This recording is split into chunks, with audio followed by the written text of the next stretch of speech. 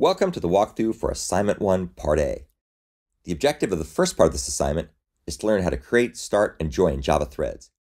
Videos explaining the structure, functionality, and usage of Java threads appear here, here, and here. I recommend you watch these videos to ensure you understand how to program Java threads. Naturally, we'll cover these topics in class as well. In the first part of this assignment, you'll use Java threads to create a working Android app called Palatory Simulator.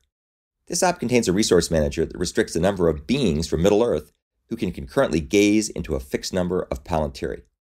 If you're not yet a fan of Tolkien's Lord of the Rings trilogy, you can learn more about palantiri here.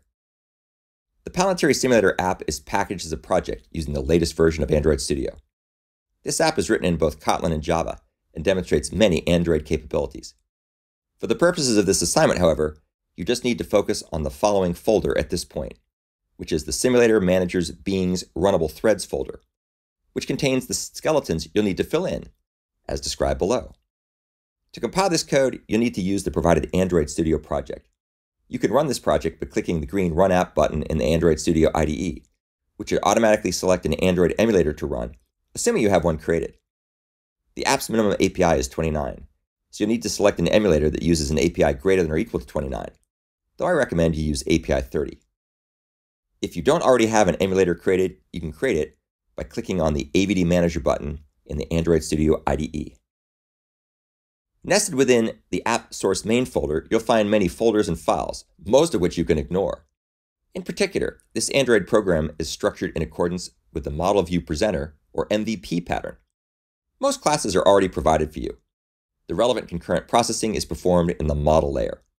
If you correctly complete the implementation of the skeletons in the model layer, the app should successfully run to completion without throwing any exceptions. You'll need to modify several files containing the Java skeleton code by completing the to-do, you fill in here tasks to provide a working solution. Please don't change the overall structure of the skeleton, just fill in the to-do tasks. In particular, you need to finish implementing the following to-do tasks for this assignment in the Simulator Manager's Beings Runnable Threads folder. Starting with the Runnable Threads Manager.java file. In this file, you need to complete the to-do tasks in the newBeing method, which is a factory method that returns a new simple being runnable instance. The runSimulation method, which calls a method to create and start a thread for each being, and then calls another method to start a thread to wait for all the being threads to finish, and then finally blocks until the waiter thread has finished. The beginBeingThreads method creates and starts a list of threads that represent the beings in this simulation. And finally, the waitForBeingThreads method, which starts a thread to wait for all the being threads to finish and returns that thread to the caller. You'll also need to implement the to-do tasks in the simple being runnable.java file. Those tasks occur in the acquire, palantir, and gaze method, which performs a single gazing operation. There's a number of unit tests in the app source directory that exercise many Palatory Simulator features.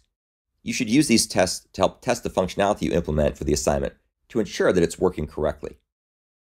There's also a set of Android Studio Instrumentation Tests in the App Source Android Test folder that you can use to run your app automatically and perform a torture test to make sure it works properly under different conditions.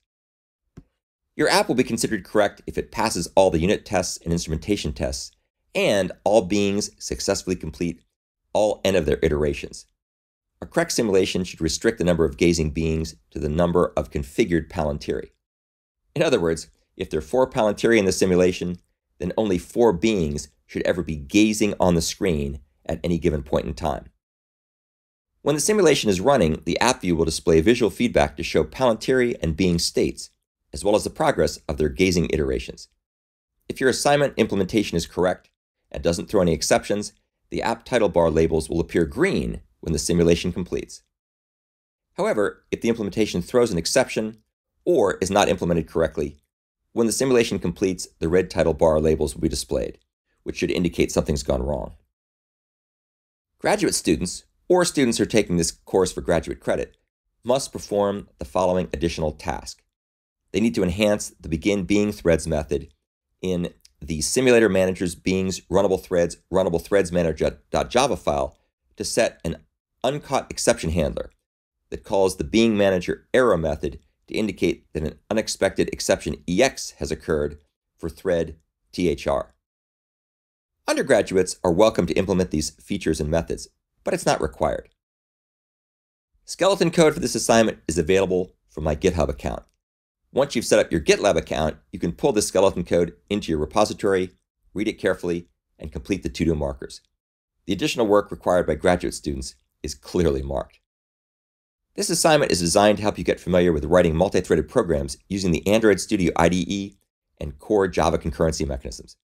It doesn't require you to program any Java synchronization mechanisms, which we'll cover in the next part, or part B of this assignment, nor does it require you to use complex Java executor framework and/or Android concurrency and communication frameworks, which we'll be covering in upcoming assignments.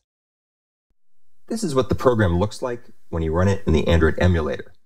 If you go up here and click on the little ring icon, you'll get the menus option, and you can select the various types of being managers and palantiri managers, which for the first program will be the runnable thread being manager and the array blocking queue palantiri manager, which you'll implement. You can change the number of beings by this slider. You can see now we have 10 beings, whereas initially we didn't have 10, we had 4.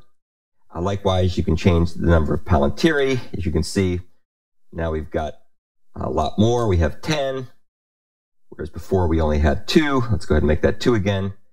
And you can also go ahead and change the number of iterations, which is the number of times each of the beings will be looking at the palantiri. If we come down here, you can see that you have various other menu options you can change. For example, you can change the transparency of the window. You can make it completely opaque versus completely transparent. You can change other things such as the performance, the animation, speed, percentages, and so on and so forth. A lot of these options are things that are mostly useful when you're trying to debug the program. So with that as background, let's go over here. We'll have 4 beings. We have some hobbits and a wizard. We have Gollum. We have a man. And then we have 2 palantir, or palantiri, if that's the plural. When we click the start button, you can see that a couple of the beings go ahead and start to gaze. You can see the states are indicated underneath the various icons. You can see we have little progress bars that keep track of how many times each being has gazed. You can also see it keeps track of the number of times each of the palantiri has been gazed into. So we have gazing versus busy versus idle and so on. And then up here, we have a little title bar that keeps track of information, such as now they're all completed. And if everything goes according to plan, the results are all green when you're done. In contrast, if things fail, if you get an exception or your program doesn't work properly, then chances are the title bar will be red at the end. So that indicates that something's gone wrong. So that's just a quick summary of what the program looks like. I encourage you to play around with it, and it's really quite interesting. Shows off a lot of interesting user interface features, as well as the user interface design, which we probably won't talk a lot about in this class, but certainly worth understanding to have a deeper view of how to program Android apps. So at long last, we're ready to look at the actual skeleton code itself. I now have the skeletons that you've been provided open in my Android Studio IDE. You can see here we've got a directory called edu.vandy that has a pair of subfolders called app and simulator. The app is where all the interesting application UI code goes. This is all written in Kotlin. If you poke around here, you can learn all kinds of interesting things about Kotlin. And it's not for the faint of heart unless you know advanced Android UI programming in Kotlin, but it's very interesting. We might have a chance to go over some of that later in the class. The actual part you'll be implementing is written in Java, and it's in the simulator managers directory. And if you take a look here, there's 2 subdirectories, beings and palantiri. We're going to focus on the beings subdirectory, in particular the runnable threads subdirectory under beings.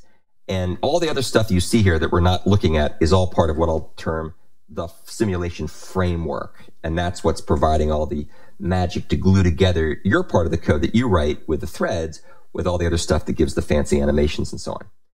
So let's now go ahead and take a look at the 2 files that you'll have to fill in. Some parts of each of the files will be provided for you to give you the skeleton. Here's the first file called Simple Being Runnable. As the name suggests, this implements the Runnable interface, which is a Java interface that has a single method called run, and it's typically used as the target for a thread, which we'll talk about in class. So simple being runnable implements runnable and extends being. Being is one of these framework classes we'll talk about a little bit. It has a couple of methods provided for you. It has a constructor called simple being runnable that takes a being manager as a parameter and calls up to a superclass to do some framework initialization. It's also got a run hook method, which of course is what it will get by implementing runnable. And the run hook method will be called back when the thread is started. So when a being starts up, its run hook method gets called back automatically by the Java infrastructure. And that in turn will call the run gazing simulation method. And that's provided as part of the being class. And we don't have to know too much about how it works, except to know that run gazing simulation is a so-called template method with the template method pattern, and it takes a number of iterations it wants to run. And when it starts to do its thing, it's going to call back to a so-called hook method called acquire, palantir, and gaze. And this is one of the first methods you'll need to implement. And so as you can see, it has a to-do flag here, which shows up as a little blue symbol on the right-hand side of your Android Studio project window, so you know that you have to go ahead and fill this in. What you'll do here is you will call to a method in the being manager called acquire palantir, which will get a palantir. And this call will block if there are no palantiri available at the moment. It'll block until one becomes available. If something goes wrong, if for some reason you've got a buggy implementation, then a concurrency error may occur and that'll return a null. So in that case, you have to go ahead and call the being.error method, which will throw an exception and shut things down cleanly. Let's assume for sake of argument we don't have that problem, so we get back a palantir. Then your code will gaze at the palantir for this being.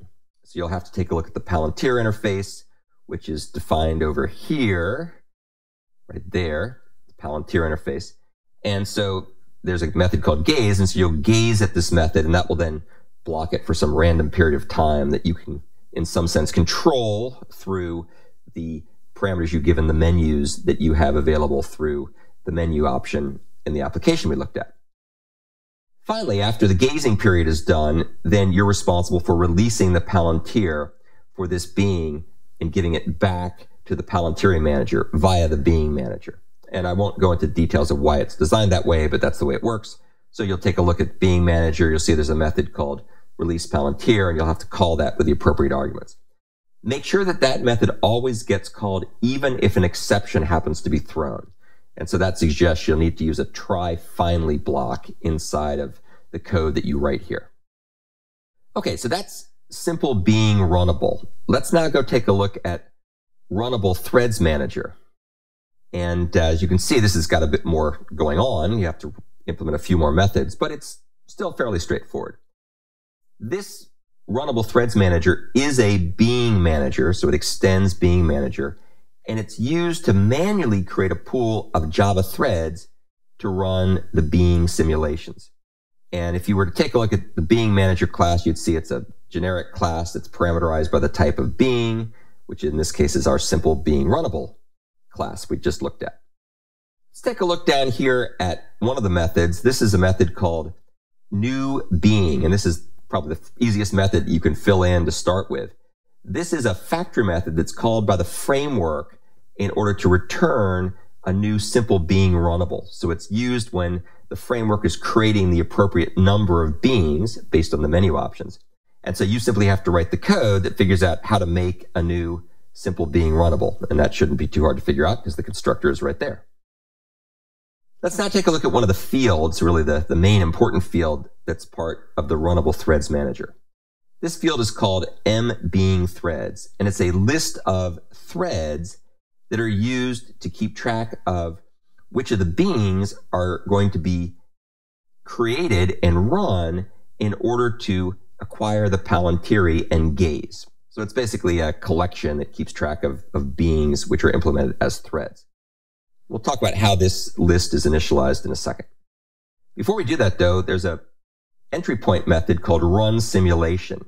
And this is the method called back by the framework when the program begins to run.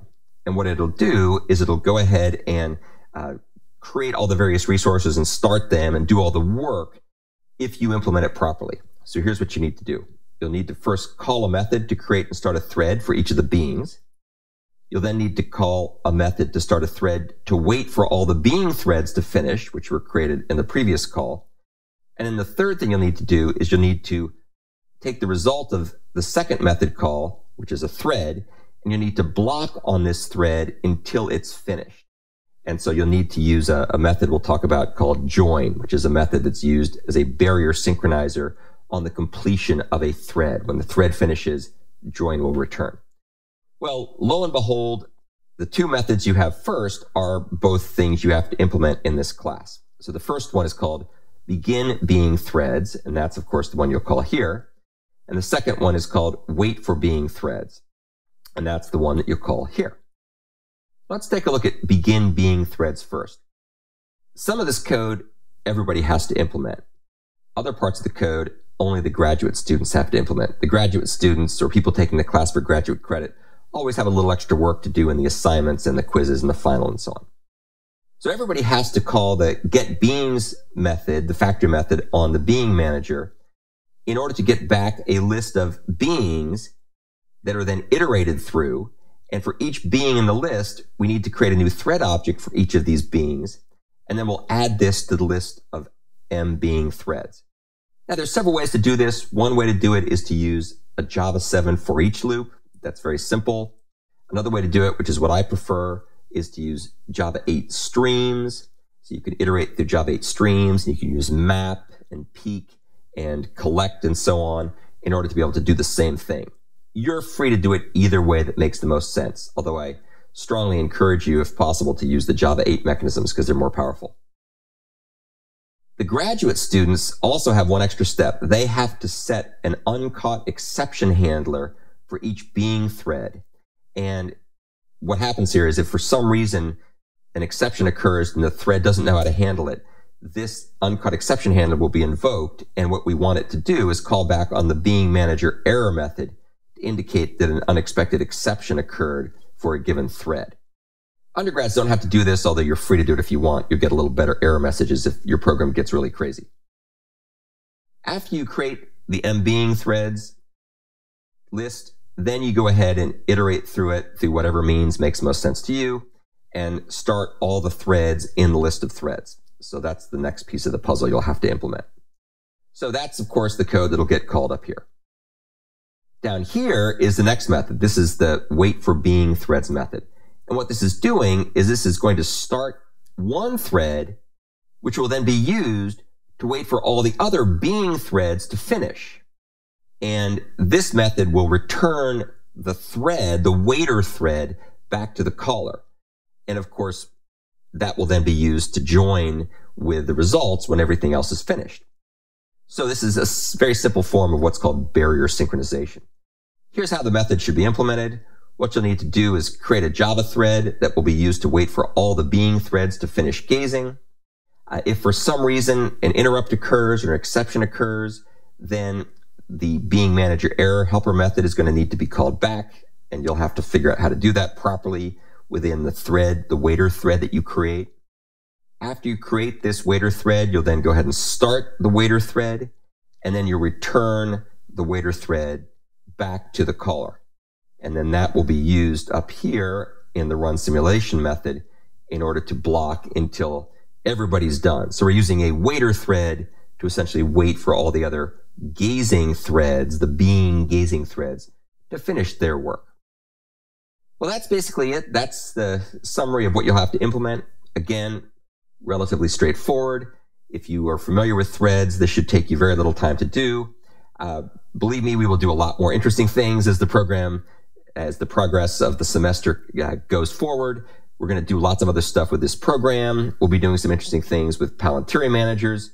Right now, the palantiri manager that we have for this assignment, which I've given you as an implementation, does a very simple-minded way of giving access to the resources that are the palantiri, or the set of palantirs. And the way it works is it uses something called an array blocking queue. This is intentionally very simple and inefficient since it's really not meant for anything other than just getting things started. I'll walk through it really quickly because eventually you'll have to figure out how to implement this when we get to assignment 1B. So what basically we have here is something called an array blocking queue manager, which extends palantiri manager. That's the thing that's going to be mediating access to these limited resources from concurrent threads. As you can see here, we have an array blocking queue, which is a data structure that's part of Java that is used to allow a certain number of objects to be accessed, but will not allow a thread to progress if there's nothing in the queue. And we'll see how that gets used in a second. So here we have the array blocking queue of palantir, which is called available palantiri. There's a couple of methods we give you. We give you reset, we give you build model. And what build model does is it gets the count of palantir objects or palantiri, which is what was given in the menu selection in the app. It then goes ahead and makes an array blocking queue of that many palantiri. And then we go ahead and we iterate through each of these palantiri and we stick each one of them into the M available palantiri array blocking queue. So now we've got a queue with N palantiri, where N is the number of palantiri we have. Here's what acquire looks like with this implementation. As I mentioned, it's ridiculously easy. All it does is it says M available palantiri dot take, and that will acquire a palantir, blocking until one is available. If there's not one there already, then it will wait until one becomes available. We'll see how it gets available in a second. If there is already one there, it'll just go ahead and return it, whatever one it happens to be. So the nice part here is that blocking happens automatically if we reach the limit of the number of available palantiri. So very simple code. It's not very efficient. We can do much better, as we will later, but basically that's how it works. Here's what release does. Release takes a palantir and it goes ahead and it sticks it back into the array blocking queue. It goes and puts it at the back of the queue after doing a little sanity check to make sure that the palantir isn't null. So very, very simple. We also have another method called available permits, which gives back the number of palantiri that are currently available for use. And that's simply the current size of the array blocking queue. So as I mentioned before, the second assignment or subsequent assignments, including the second half of this assignment, so assignment 1B, will have you implement a much more interesting way of doing the palantiri manager. Right now, this is a simple one just to get it up and running without you having to think much about this.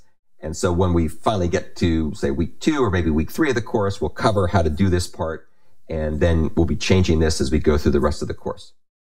So that's an overview of all the various pieces. You don't have to worry about the implementation of the palantiri or the palantiri manager at this point.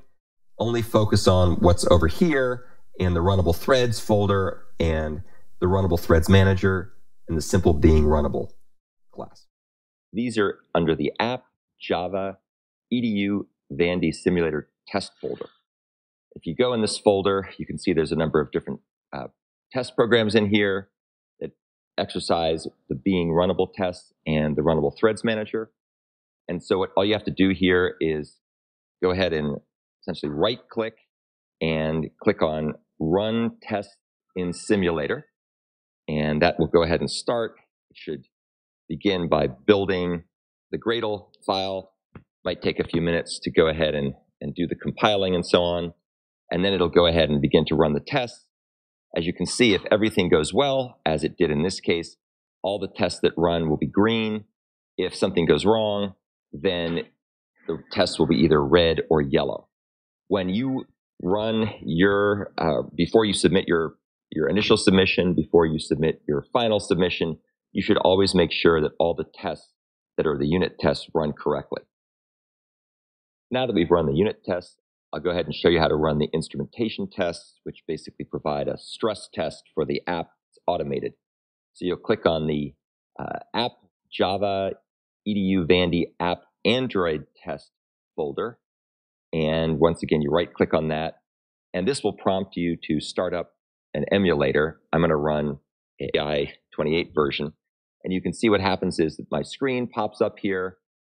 And if you look carefully at this thing, you can see that it's going to go ahead and start launching the program automatically.